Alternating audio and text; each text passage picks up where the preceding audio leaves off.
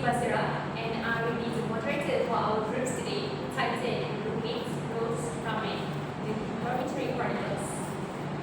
I'm excited to guide this conversation where we'll explore the real challenges of living in university dormitories, from noisy nights and roommate tension to the support systems and surprising benefits. Before we go any further, I will introduce the panelists for today's topic. Starting from my right, we have Mr. Hidayah Fatehah, who currently lives in a dorm and finds it quite supportive. Beside her, we have Mr. Afrina, who finds dorm life overwhelming and now lives on campus. And lastly, on my left, we have Mr. Amalin Aisyah, a graduate who has experienced the life and offers a future view. Without delaying anymore, we will start with Ms. Hidayah. Recent studies suggest roommates affect each other's academic performance all the time.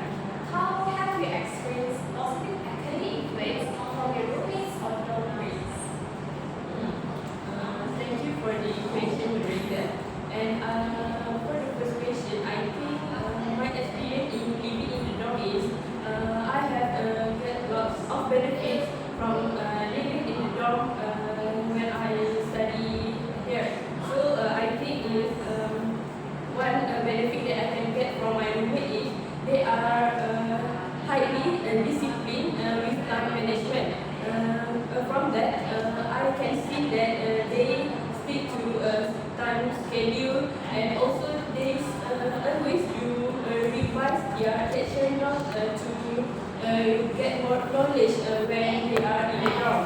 And also, I think it encouraged me to do the same routine from that, because I think I have more influence when I saw them study. Apart from that, I think before we have a major examination, we as a roommate sometimes set up a short revision to make sure we understand well the topic that comes in examination, and from that we can have more understandable to answer the question for examination. And from that, for my perspective, when I saw my roommates focus and hard work, it gives me motivated to stay focused and productive also. I think that's my point. That is really motivating, Ms. Hidayah. It shows just being around someone educated can really influence quietly but powerfully. It is great to hear how the life have built those consistent habits.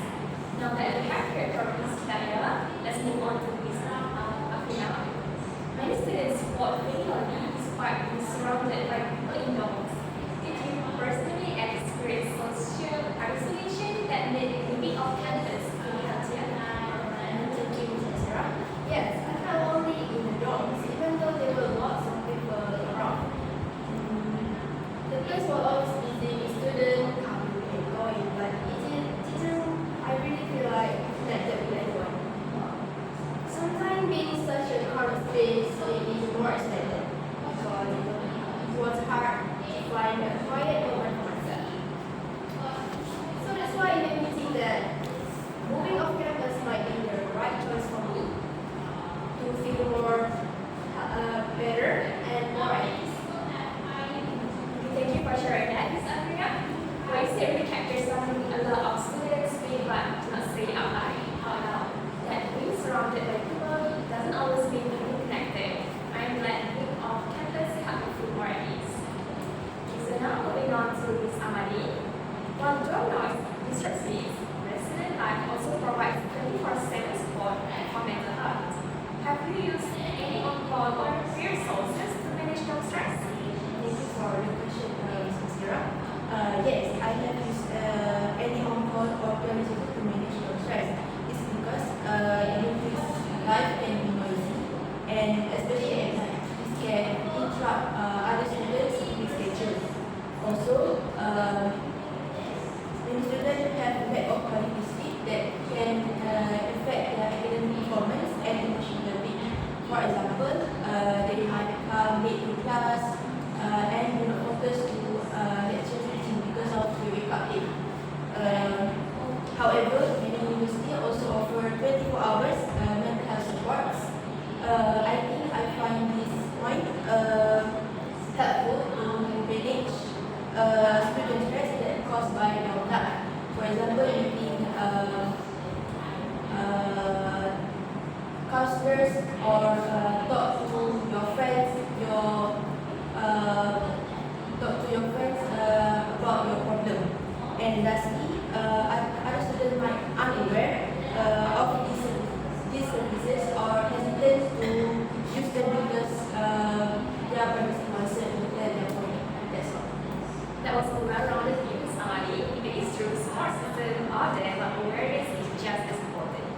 Thanks for highlighting the both sides of that experience. Now that we have heard from each panelist, we'll go back to Ms. Hidayah. Ms. Hidayah, you live in a dorm and find the experience manageable.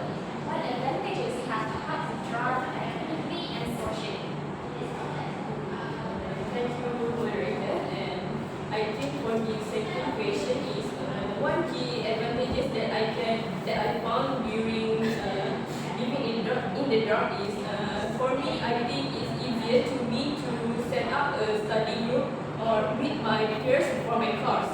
And for example, what I see that is if I don't understand some topic or lecture that I already learned, there have some nearby me who can explain it to me in different ways to make sure that I can understand it well and they don't let me feel left out, and they teach me well how to understand it more better in a different way. So I think that's key advantages for me when I'm living in the dorm. That is a great breakdown, Ms. Hidayah. You have shown that your life isn't just a convenience, it is also about community and support. So let's move to the reason now. How it knows burnout or lack of privacy influence your decision to move off campus. Thank you once again, Ms. Basirah. I chose to live off campus because dorm life is really hard.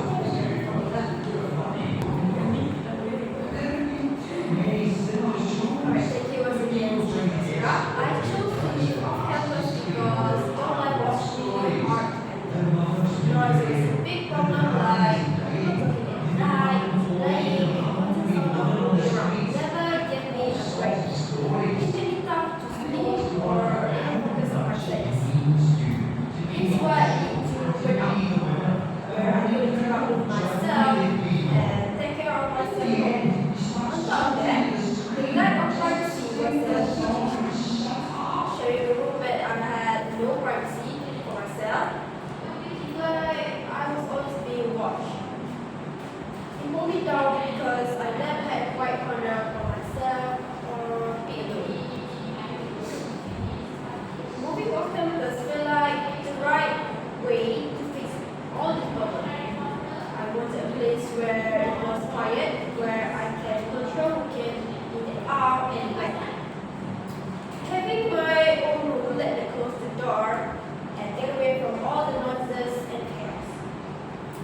This helped me set up a routine that worked better for me, giving me time to rest and feel better. Living off campus let me decide when to hang out with others, and I can control who I want to see, when noise, burnout, and no privacy push me to make this change, and so much better for my confidence and health. Now I have a peaceful space that helps me stay balanced and focused. That was very honest, Afrina. Like at turn,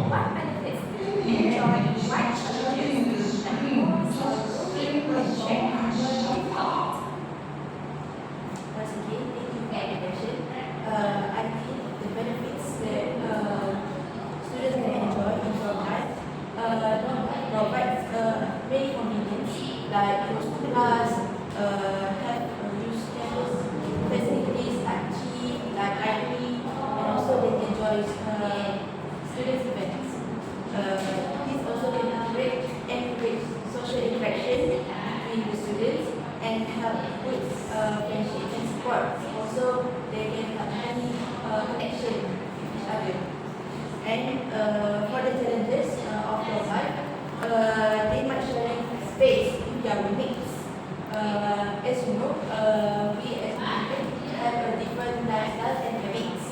For example, we might have places, noises while studying or while sitting, and have no personal spaces like sharing our belongings or space with roommates, and also have no control environment like we might smell unpleasant smell. And at last, we need to develop communication skills and compromise with our roommates to adapt to the culture. That's all. Thank you, Amani. That was a clear and very good at both sides. To really emphasize compromise is such an important reminder for anyone staying in shared spaces. So now, before ending the forum, is there any comments that you want to add to your presentation? I think I want to add some more. I agree with the point that Amalin saying for the advantage, and I think if we stay in a dorm, we have let's say we have a dorm with Wi-Fi, and also we close to proximity to library, and from that we can make sure not wasting time to go to the library and find sources for our examination. And I think also when we stay in the dorm, we can have a random late night chat with our roommate, dinner together, and also sometimes we can hang out together outside in a common area. So from that we can make sure that we have more strengthened bond with our roommates and peers from the college. So I think that's all my point. Thank you for the explanation, Hidayah. It is great to hear that you enjoy your roommates' words. So as we have heard today, don't like academics. For Miss Afrina, it was overwhelming, loud and draining. So living off campus became an act of self-care. For Miss Hidayah, it's a place of growth, motivation, and strong social bonds between her mates. And lastly, for Miss Amani,